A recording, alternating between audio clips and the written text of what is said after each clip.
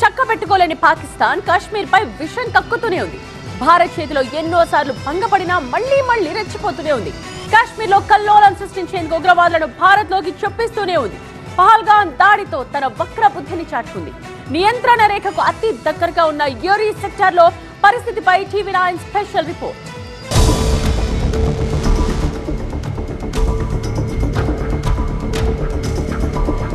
Uri sector లో నియంత్రణ రేఖ వెంబడి పాకిస్తాన్ కాల్పుల విరమణను గత 5-6 రోజుల నుండి ఉల్లంఘిస్తూనే ఉంది. యూరీ ప్రాంతమే కాక సరిహద్దుల్లో ఎప్పుడు ఏమవుతుందో అన్న పరిస్థితి నెలకొంది. सुरक्षा कारणों की वजह से हम एग्जैक्ट लोकेशन नहीं बता पाएंगे, लेकिन ये पूरा इलाका जो है इस पूरे इलाके में भारतीय सेना के मुताबिक जिस तरह लगातार पिछले 6 दिनों से पाकिस्तान की तरफ से सीज फायर का उल्लंघन किया जा रहा है। सीधी तस्वीरें अगर आपको दिखाएं तो आप देख सकते हैं मेरे सीधे फेंस है। फेंस की एक तरफ ऊपर वाला जो इलाका है वो पाकिस्तानी इलाका है, वहाँ पाकिस्तानी पोस्ट है, दूसरी तरफ भारत की पोस्ट है।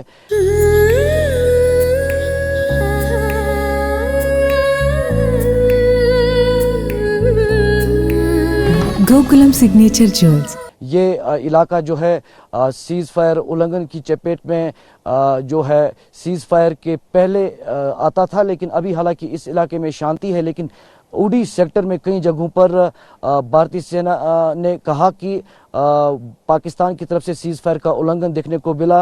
वहीं कुपवाड़ा जिले में भी, अखनूर के इलाके में भी, गुरेज में भी बीते कुछ दिनों में जब से पहलगाम आतंकी हमला हुआ है तो पूरा सरहद का इलाका जो है वो हाई अलर्ट पे कर दिया है।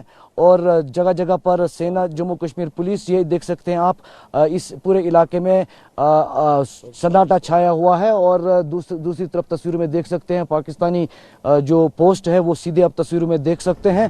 యూరీ సెక్టార్ దట్టమైన అడవులు, ఎత్తైన పర్వతాలతో కూడి ఉన్న ప్రాంతం. ఇది జీలం నది ఒడ్డున నియంత్రణ రేఖకు తూర్పున 10 కిలోమీటర్ల దూరంలో ఉంది.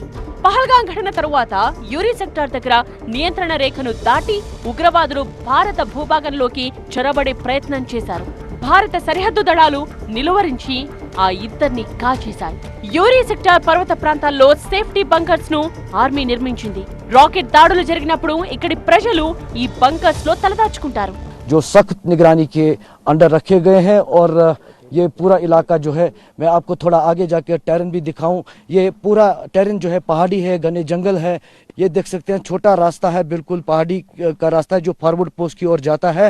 तो ये पूरा इलाका आप देख सकते हैं, नीचे रहायशी इलाका भी है, काफ़ी घर है। यहाँ सेफ्टी बंकर्स भी बनाए गए हैं। जब शेलिंग होता है तो जो रहने वाले यहाँ के लोग हैं वो उन्हीं सेफ्टी बंकर्स में चला जाते हैं।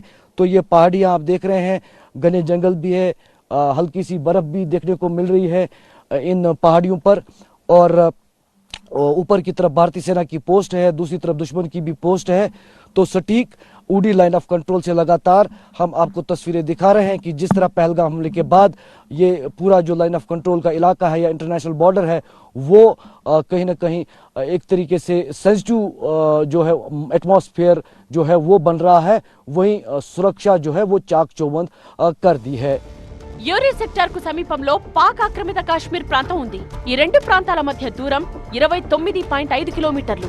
టీవీ9 పీఓకే ప్రాంతానికి కిలోమీటర్ దూరం నుండే మీకు ఈ దృశ్యాలను చూపిస్తోంది. पीओके का इलाका है सीधे मेरे सीधे, और जब शेलिंग होती है तो इस तरह के इलाके प्रभावित होते हैं। हालांकि सीज फायर का एग्रीमेंट होने के बाद सरहद में रहने वाले लोगों ने चैन की नींद की थी, सुकून वो महसूस कर रहे थे।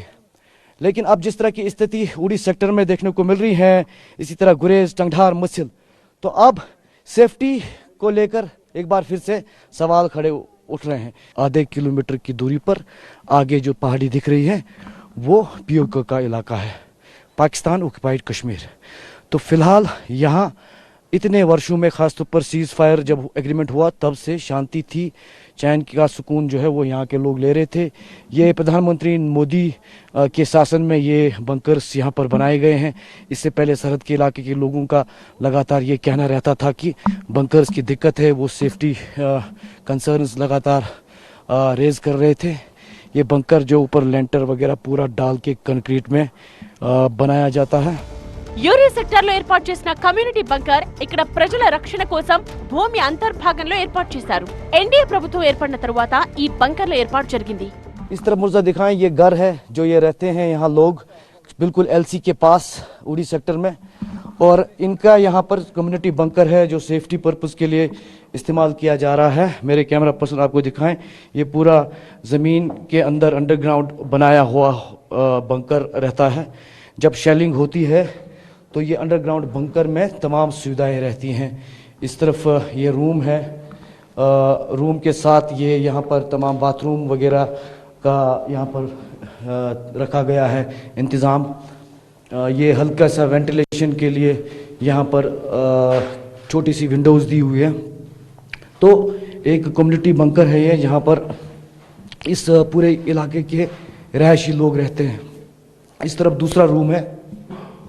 तो ये पूरा आपको हम दिखा रहे हैं कि किस तरह लोग अपनी जानें बचाते हैं जब शेलिंग होती है बॉर्डर पर पाकिस्तान की तरफ से सीज़ फायर का उल्लंघन किया जाता है। अब चूंकि सरहदी इलाके अब सेंसिटिव है, सुरक्षा अलर्ट जारी कर दिया गया है, उसके चलते अब एक बार फिर से इन बंकर्स की ज़रूरत पड़ सकती है, ऐसे यहाँ के स्थानीय लोगों का मानना है।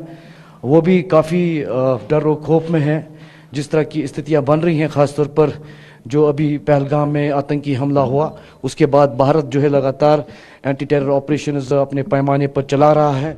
కాల్పులు ఉద్రిక్తతల నడుమ యూరి సెక్టార్ ప్రజలు జీవనం సాగిస్తూ ఉంటారు. టీవీ9 అక్కడి ప్రజలతో మాట్లాడినప్పుడు వారిలో ఎలాంటి ఆందోళన కనిపించలేదు.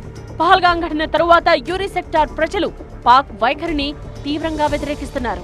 अभी तक सैफ ये मामला, अब मसला ये है, अगर इस वक्त ये जंग की